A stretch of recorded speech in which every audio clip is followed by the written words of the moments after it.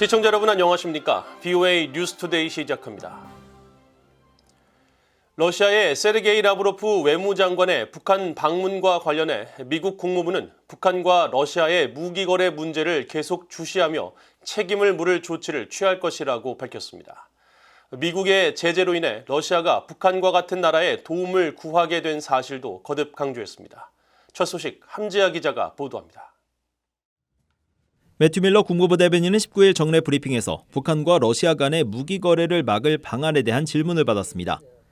밀러 대변인은 최근 백악관이 공개한 북러 무기 거래 정황을 언급하면서 미국의 제재로 러시아는 무기 수급이 어렵게 됐고 이 때문에 북한의 무기까지 찾고 있다고 지적했습니다. Part of the reason Russia has had to go around the world looking for arms is because of the sanctions and export controls that we have imposed on them. One of those states is the DPRK. We have released information to show that military assistance is already moving from DPRK into Russia.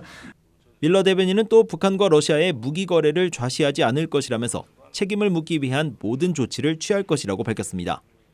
We will closely monitor that, and we will take whatever steps we can to hold the parties to account as we have in the past. 지난주 미국 백악관은 최근 몇 주 동안 북한이 러시아에 컨테이너 1,000개 이상 분량의 군사 장비와 탄약을 제공했다며 관련 정황이 담긴 위성사진 자료를 공개했습니다. 또 국무부는 러시아의 세르게이 라브로프 외무장관의 북한 방문과 관련해 지난 17일 BOE에 보낸 이메일 논평에서 우리는 러시아의 북한 지원에 대해 점점 더 우려하고 있다고 밝혔습니다. 그러면서 우리는 북한이 러시아를 지원하는 대가로 러시아로부터 전투기와 지대공 미사일, 전차, 탄도미사일 생산 장비, 기타 물자와 첨단 기술을 포함한 군사적 지원을 모색하는 것으로 평가하고 있다고 설명했습니다. 그러나 북한과 러시아는 무기 거래를 부인하고 있습니다. 드미트리 페스코프 러시아 크렘린궁 대변인은 17일 베이징에서 기자들에게 북한이 러시아에 무기를 공급하기 시작했다는 정보는 증거가 없다고 주장했습니다. 유엔 주재 북한 대표부의 김인철 서기관도 지난 16일 유엔 총회 제1위원회 회의에서 우리는 북한과 러시아의 무기 거래 의혹에 대한 미국의 주장을 단호히 거부한다면서 이것은 존엄 높은 유엔 회원국인 북한의 이미지 훼손을 목적으로 한 정치적 동기에 의한 허위 정보 캠페인이라고 주장했습니다. BOE 뉴스 함지아입니다. 컨테이너 더미가 쌓인 북한 라진항에 대형 선박이 정박한 모습이 포착됐습니다. 북한 라진항 일대를 촬영한 플래닛랩스의 19일자 위성 사진을 보면 적재함 가운데 부분을 개방한 채 정박 중인 선박이 포착됐습니다. 길이 약 115m인 이 선박 바로 앞 부두에는 컨테이너 더미 물체가 가득하며 선박 안에도 컨테이너 더미와 같은 색상의 물체들이 있어 컨테이너 선적 작업이 한창인 장면이 찍힌 것으로 추정됩니다. 앞서 BOA는 17일자 위성 사진을 분석해 북한이 전용으로 사용하는 이 부두에 길이 약 90m의 컨테이너 더미가 발견됐다고 보도했는데 당시에는 선박이 발견되지 않았고 이틀 만인 19일 컨테이너를 선적 중인 대형 선박이 포착됐습니다. 앞서 백악관은 지난 13일 북한과 러시아의 무기 거래 정황으로 이 부두에 약 6m 표준 규격의 해상 운송 컨테이너 약 300여 개가 적재되어 있는 모습이 담긴 위성사진 자료를 공개했었습니다. 북한의 불법 무기 거래에 대응해 미국과 국제사회는 공해상 선박 차단과 북한 항구 봉쇄 등 과감한 조치를 취해야 한다고 리언 파네타 전 미국 국방장관이 밝혔습니다. 파네타 전 장관은 18일 BOA와의 화상 인터뷰에서 북한은 자신이 중앙정보국 CIA 국장이었던 지난 2009년부터 지금까지 다른 나라에 무기를 이전하고 있으며 김정은 위원장은 다른 나라에 핵무기를 제공하는 데 조금도 주저하지 않을 것으로 본다면서 이같이 밝혔습니다. 파네타 전 장관은 이어 북러 정상회담 이후 러시아가 북한에 대륙간 탄도미사일 ICBM 기술을 제공할 가능성이 제기된다면서 미국은 러시아에 이를 용납할 수 없다는 점을 분명히 밝히고 정보당국이 예의 주시해야 한다고 강조했습니다. 또 미한일 3국 협력과 관련해서는 현재 미국은 한국, 일본과 매우 강력한 동맹을 맺고 있다면서 이들 3국 협력에 호주와 쿼드, 아세안 국가들을 포함시켜 북한뿐 아니라 중국에도 효과적으로 대응해야 한다고 제언했습니다. 영국 상원 의원들이 의회 대정부 질문에서 중국 당국의 탈북민 강제 북송 문제를 제기하며 영국 정부의 대처 방안을 물었습니다. 영국 정부의 고위 관리는 탈북민 강제 북송은 인권과 민주주의를 위협하는 행위라고 비판하면서 이 문제에 대해 주목하고 있다고 밝혔습니다. 김영권 기자가 보도합니다. 영국 의회에서 19일 중국을 주제로 한 대정부 질의가 진행됐습니다. 국무상을 지낸 휴고 스와이어 상원의원은 이 자리에서 중국 당국의 탈북민 강제 북송 문제를 정면으로 지적했습니다. 그러면서 우리는 북한 인권과 신장 위구르족, 티베트 문제 등 중국이 국내 문제로 치부하며 반대 의견을 봉쇄하는 인권 정책의 모든 측면에 대해 중국을 강력히 비판해야 한다고 강조했습니다.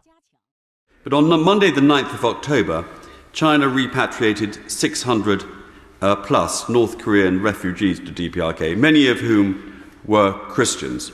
And we can only assume that of those 600 plus North Koreans, the lucky ones are languishing in a concentration camp.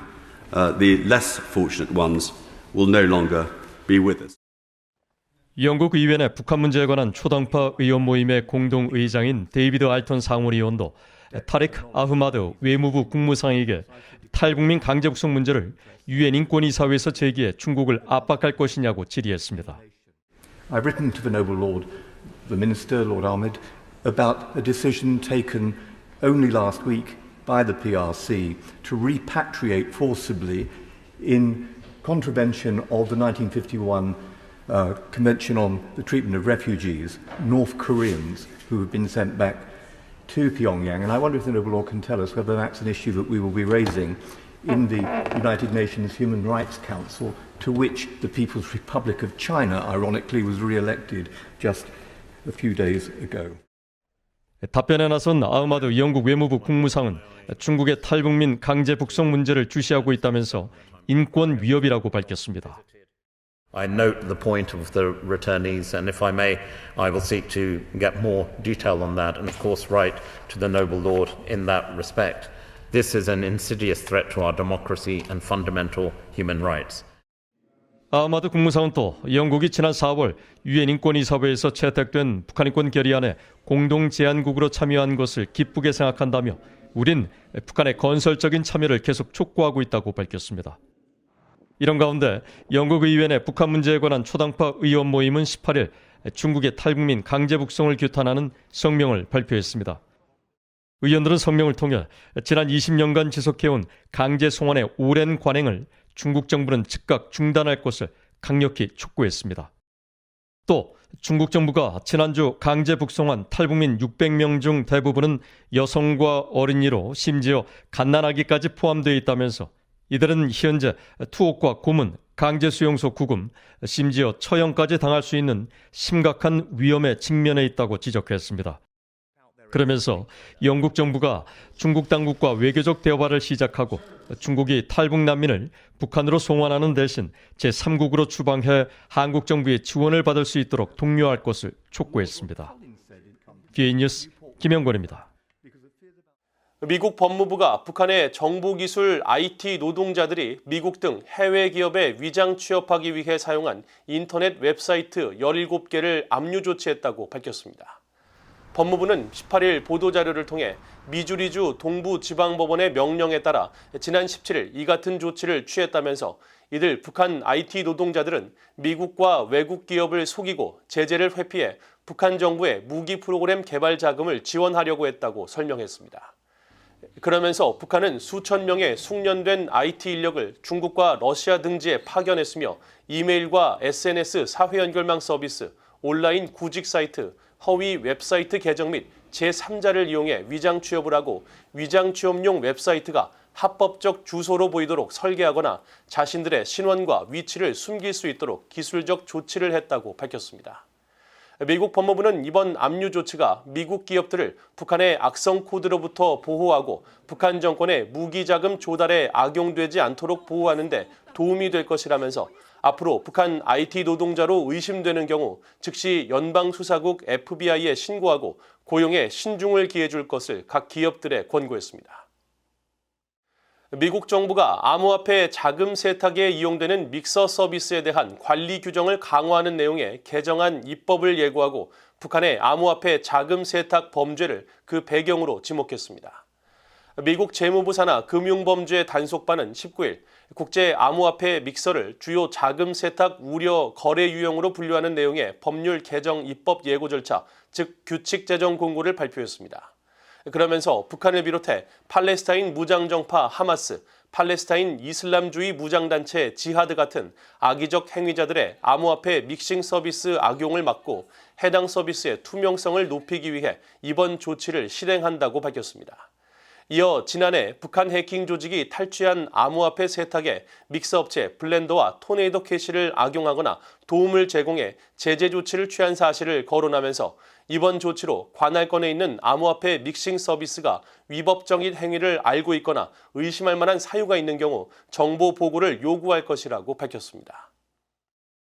지난달 북한과 중국의 교역액이 2억 달러를 넘어서며 신종 코로나 바이러스 사태 이후 3년 8개월 만에 최대치를 기록했지만 국제사회의 대북 제재가 본격화되기 이전인 2016년과 비교하면 여전히 절반에 못 미치는 수준인 것으로 나타났습니다. 중국 해관 총서가 18일 발표한 자료에 따르면 지난달 북중 교역액은 2억 1,653만 달러로 전월 대비 13.3% 증가했습니다. 이 같은 교역액은 지난해 같은 달에 비해 107.7% 급증했고 코로나 사태 이전인 2019년 9월에 88.8% 수준까지 회복한 것으로 코로나 사태 여파로 북한이 국경을 봉쇄한 2020년 1월 이후 3년 8개월 만에 최대치입니다.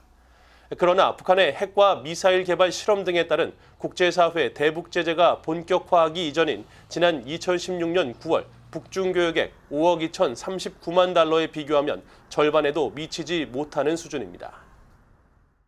이상으로 BOA 뉴스투데이를 모두 마칩니다. 시청해주신 여러분 고맙습니다.